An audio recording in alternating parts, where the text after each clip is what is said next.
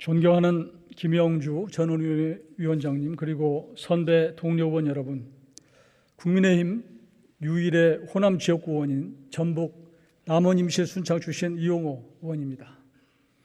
아마 제가 현행제도 하에서 내년에 제 지역구에 출마한다면 살아남기 힘들 것입니다. 그런데 여러분들의 처지는 어떻습니까? 죄송하고 외람되지만 여기 계신 여러분 절반 가까이도 아마 22대 국회의원으로서 이 자리에 서지 못할 가능성이 높습니다. 악담을 하는 것이 아니라 그동안 데이터가 그렇게 말해줍니다. 21대 국회의원 초선 의원 비율이 50.3%였고 17대는 무려 62.5%였습니다. 그만큼 정치 변동이 큽니다. 그러나 우리는 늘 나는 예외라고 믿고 삽니다. 담배를 피우면서도 나는 절대 폐암에 안 걸릴 것이다, 이렇게 자신감을 갖고 삽니다. 그러나 의학적 통계는 그렇지 않다고 말해줍니다. 제가 듣기 거북한 이런 말씀을 장황하게 드리는 것은 현행 선거 제도대로 간다고 해도 내년에 2명 중에 한 분이 교체되는 판이니까 마음을 좀 비우고 한번 선거 제도를 제대로 개혁해보자, 이런 말씀의 취지에서 드리는 겁니다. 여러분들께서는 3년 전 준연동형 비례대표제 도입 당시를 기억할 것입니다.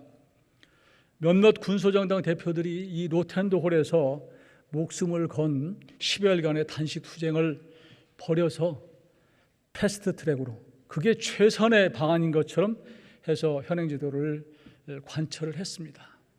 그런데 그 결과가 어땠습니까? 한 정당은 거의 사라졌고, 그리고 정의당도 별 재미를 못 봤습니다.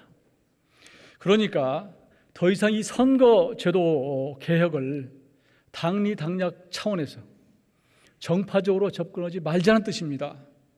정당들이 어떻게 하면 선거의 룰을 자기한테 유리하게 만들어서 이길 것인가를 고민하지 말고 어떻게 하면 국민들로부터 신뢰를 얻어서 이길 것이냐, 이걸 고민해야 될 때라고 생각합니다. 존경하는 의원 여러분, 저는 도농복합 선거구제 도입을 제안합니다. 우리가 이번 전원위 논의를 시작하게 된 것은 현행 소선거구제와 준연동형 비례대표제의 폐해와 부작용을 겪었기 때문입니다. 양당 독점적인 극단적 대결 구조 속에서 정치 불신은 갈수록 심해지고 있는데, 저는 중대 선거구제를 도입하는 것만으로도 타협의 정치 문화가 촉진될 수 있다고 생각합니다. 다만 농촌의 경우는 인구 감소로 소선거구제 하에서도 너댓 개의 시군이 한 선거구인 곳이 많아서 이 중대 선거구제를 도입하기는 좀 어렵다, 이렇게 봅니다.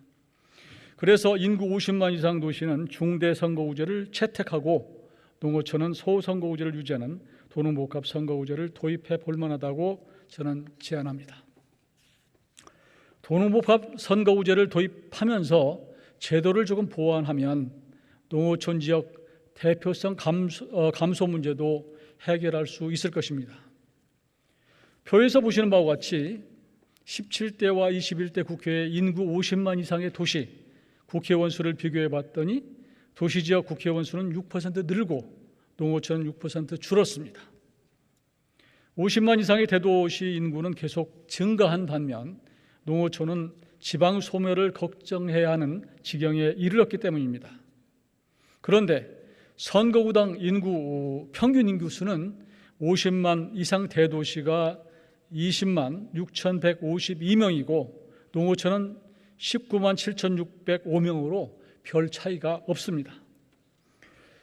아마 제가 제안한 데 대해서 수도권에서 많은 의석을 확보하고 있는 민주당은 대도시 중대 선거구제 도입을 달가워하지 않을지도 모르겠습니다.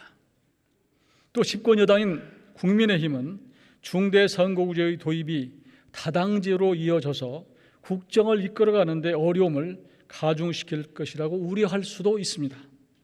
하지만 오늘 전원위가 왜 소집되었습니까?